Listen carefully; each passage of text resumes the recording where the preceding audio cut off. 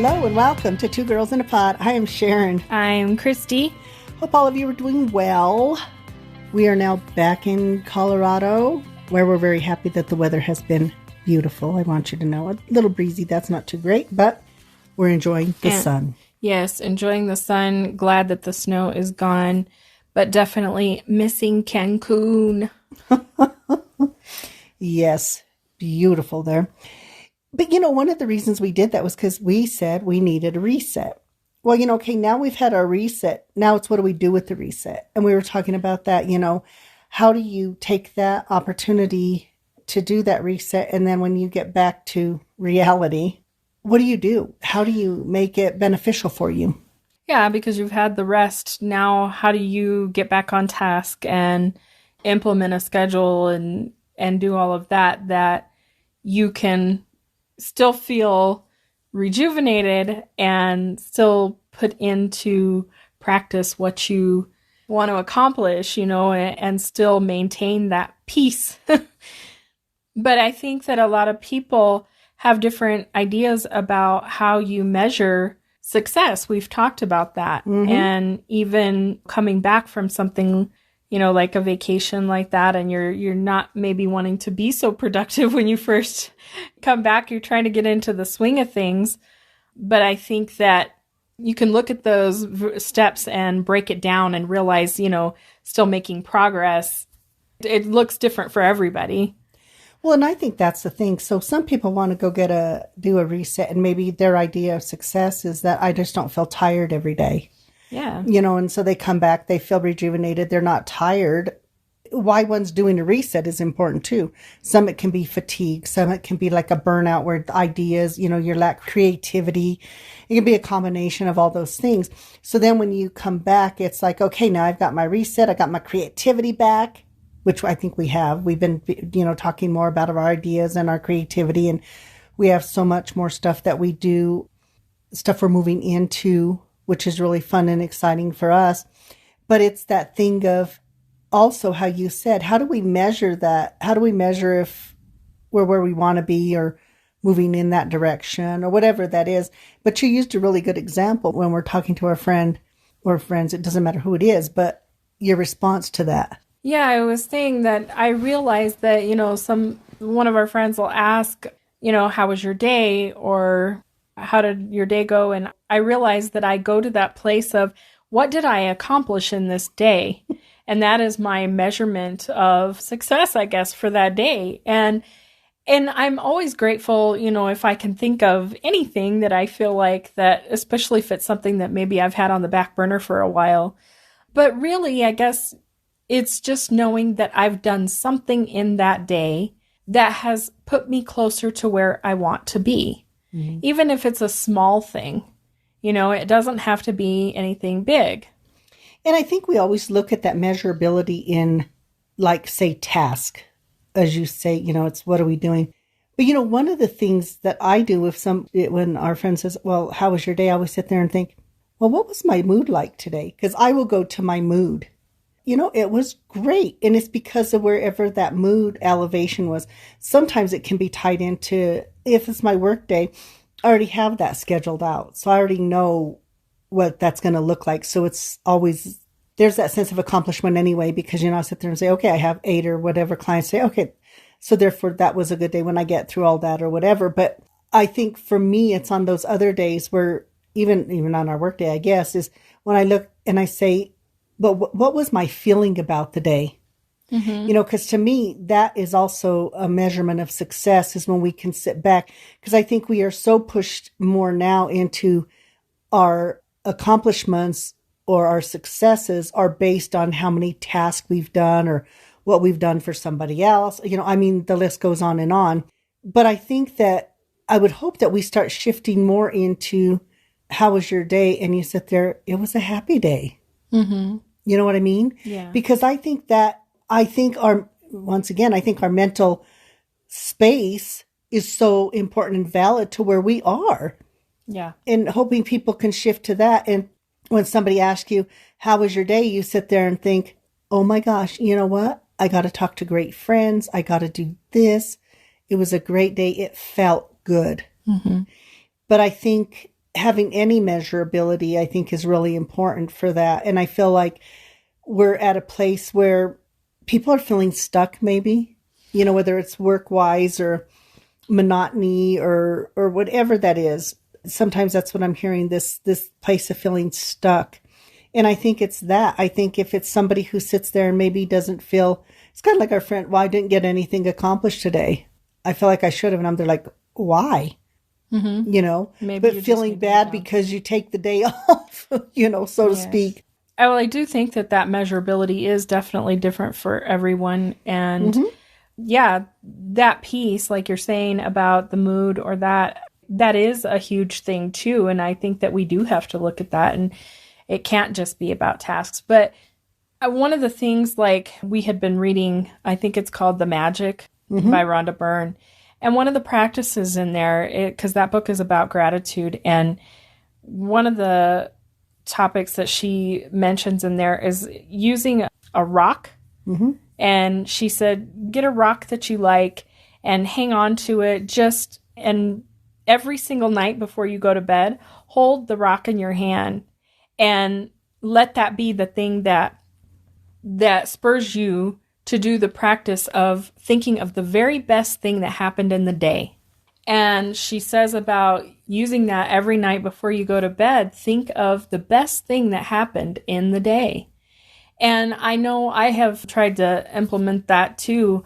I don't always remember to do it, but I think that it is a really good practice to get into. When you do that right before you go to bed, it feels like that it sets the intention, in motion of just realizing the moments in that day that really had that benefit for you, that and resonated. That, yes. Well, and I think too, one of the things that really is important to us and has been important to us is really the practice of gratitude. And so I always feel accomplished because we start our day off with gratitude and we finish it with gratitude. And so for me, if I'm asked, how was your day? I always try to go back to that place of what am I grateful for today?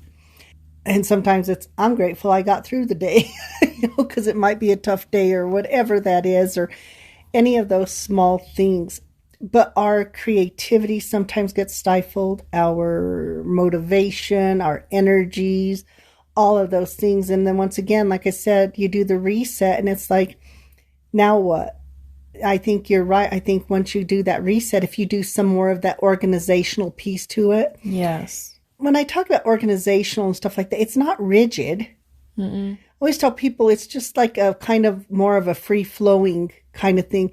We talked about that too. We got to ebb and flow, because sometimes you can do things. You have this vision of what you're going to do. And then guess what? Life happens and something else changes that a little bit.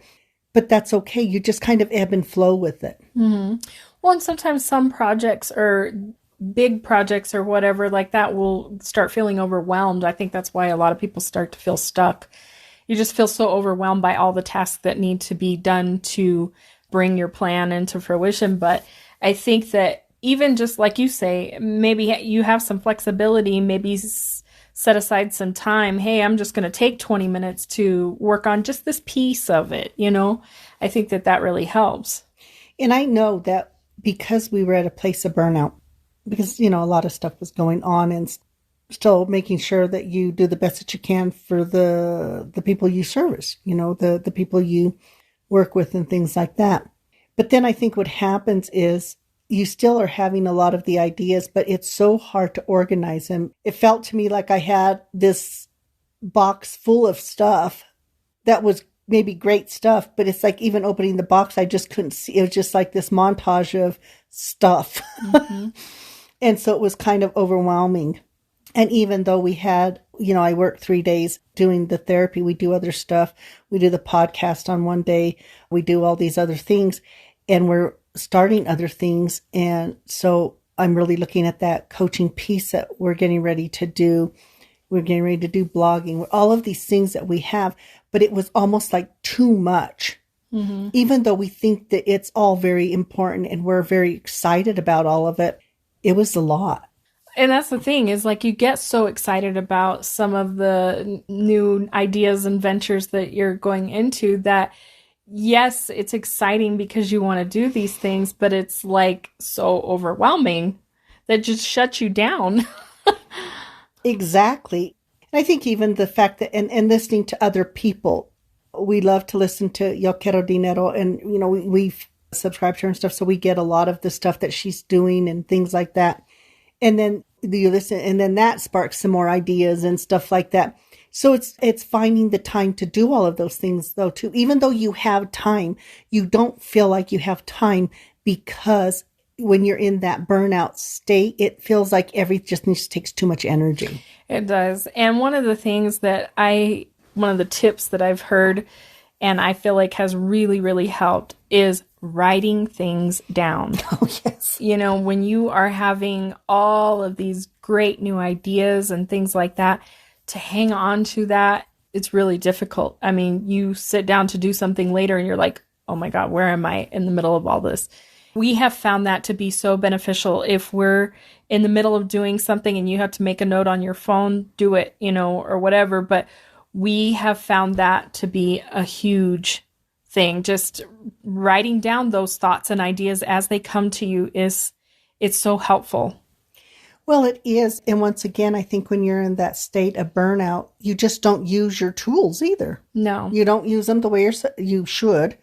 Well, it helps to slow everything down and get all that organized in your mind when you start writing things down like that. Exactly. And I think, part of our reset is we're back to writing stuff down. I mean, we did, but I think you become more attentive to it and things like that, which I think are really important.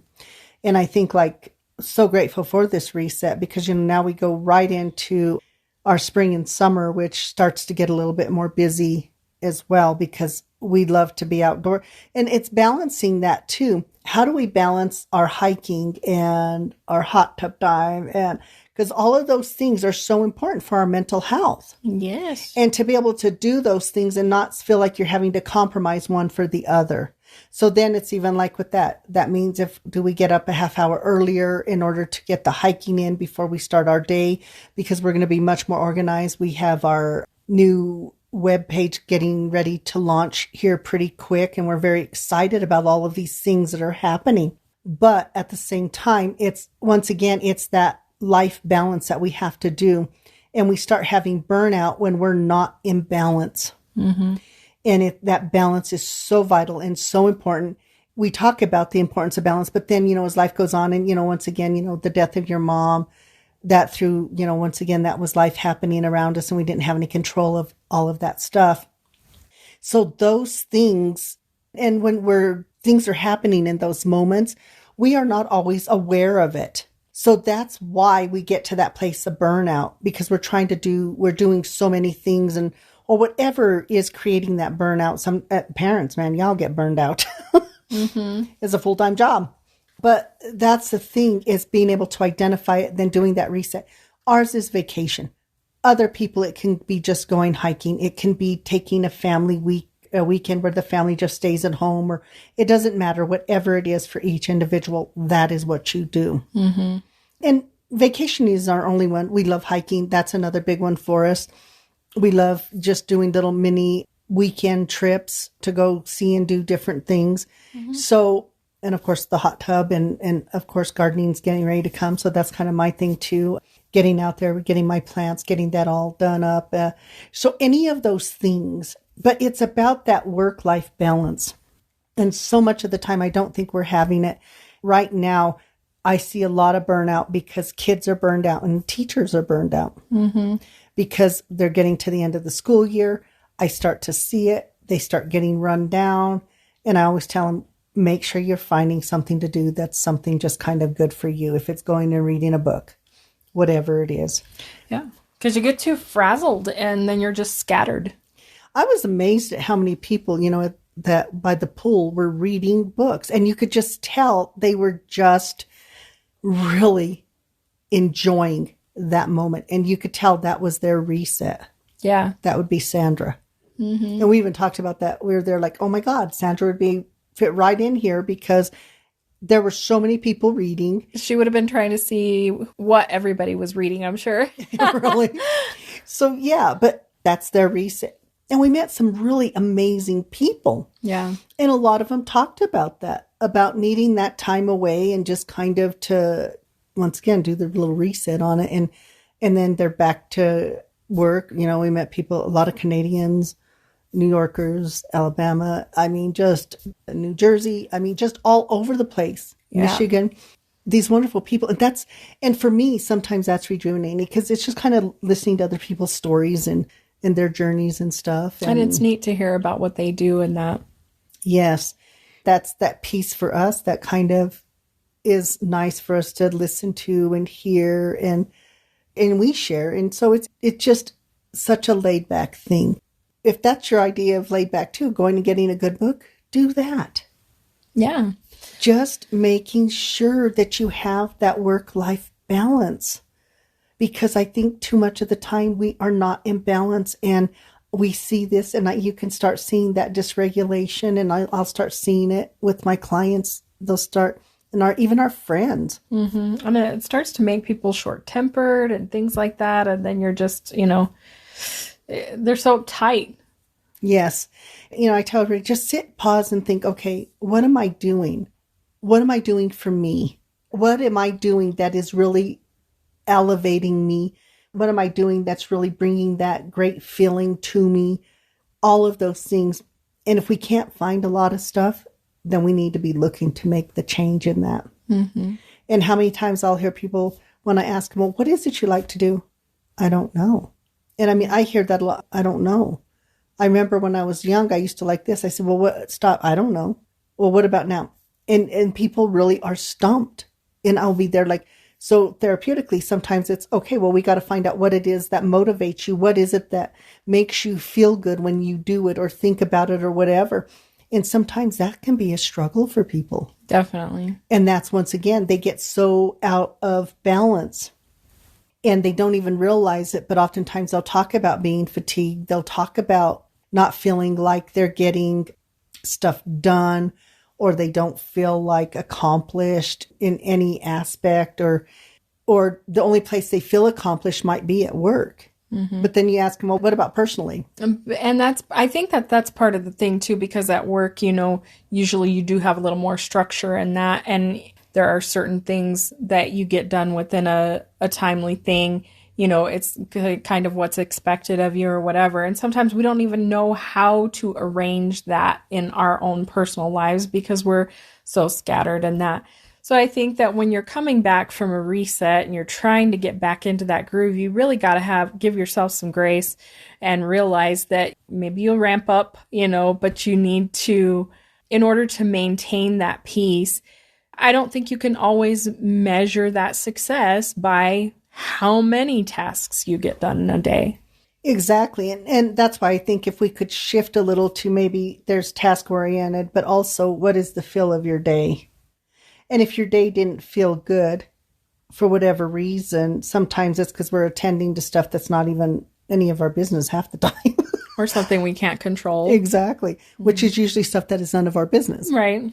It's like we're trying to solve the problems of the world. And it's like, just take care of your one thing today, whatever. Mm-hmm. But I think that's what it is. I think that there is that thing of how do we find those things that resonate with us? And so much of the time, I just don't feel like people are doing that. And I think it's sad. We hear this often, people are working, and if it's like some people, employers are expecting employees to work more, and they're not having that balance, and they're starting to fill out a balance, whether it's compromised sleep, my family, whatever it is, realizing that it's not the quantity of time that you're doing, it's the quality of what you're doing. And I think that confuses people too. It's like, say, we're going to go take a hike later today. It doesn't matter if it's a 5-minute hike or if it's an hour and a half hike. It's not the quantity of the hike that we are looking at. It really is the quality of it. Mm-hmm. Being out there, being able to be in the sun, being able to be out in nature again. But when people get caught up in the quantity of what they're doing, And oftentimes I think, once again, it goes back to that thing is we're taught that from school, work. It's that quantity. It's like 8 hours here, 10 hours here, 12 hours here. And I hear people who are there like, my day is getting longer at work and I don't know how to balance. Working on how do you do those balances, because it does not take long to do a reset. Mm-hmm. Or to maintain a reset, I should say. Right. Sometimes it does take 7 days to, or at least 6 days, 6 nights, 7 days in Cancun to do a full reset. Yes. And when you can make those things happen, that's great. But yeah. Exactly. And once again, whatever that is for each individual, just make it happen. Sometimes it's getting your workout in, and sometimes the workout, can't be 2 hours. Maybe it's a 30-minute or that. But realizing that within itself is something. It is still an accomplishment. Yoga, meditation, just being mindful, being attentive. There are so many things we can do on such small levels. Hanging out with friends and family, laughing. Oh my God, I don't think we laugh enough anymore. People, and that's what I do love, is we will have those times where we just will laugh at everything. But then your energy just feels so different afterwards. Yeah. And I think when you do have that, when we get to burnout or to those kind of places, I think what happens is we start to see things as not as hopeful or as positive. And it's not that things started going down the tubes or anything. It's just that the way we start looking at things changes because of where our mental state is. But if we switch that and we say, even in those moments, yes, but we go to that place of gratitude. I'm so amazed because I do so much gratitude with my clients, because stopping a thought is one thing, but then what do we put into it? And how many of my clients have come back and said, doing gratitude, stopping the faulty thinking and doing the gratitude has totally shifted so much with them. And that's that power of our mind to change things. And so I would encourage everybody to practice gratitude daily, because we have to realize there are so many things we can be grateful for. And it's the little things too. Well, and I really feel like that gratitude really brings you back into the moment. And when you're really focused on the moment, you're able to enjoy it even more. And I feel like that it extends the peace within yourself. Like it amplifies that moment to a different level, and you're able to enjoy the moment. Yes. And it slows everything down, and it really helps your mind. I agree. And I think that's the thing, I guess what we're saying is that, as always, we have to find those things that resonate with us, that move us, that excite us, that we feel is a cause, whatever that is, that really gets us at those levels. It's to love as strongly and as much as we can, to laugh as much as we can, to engage in those relationships, all of those things that help us to have that energy and that creativity.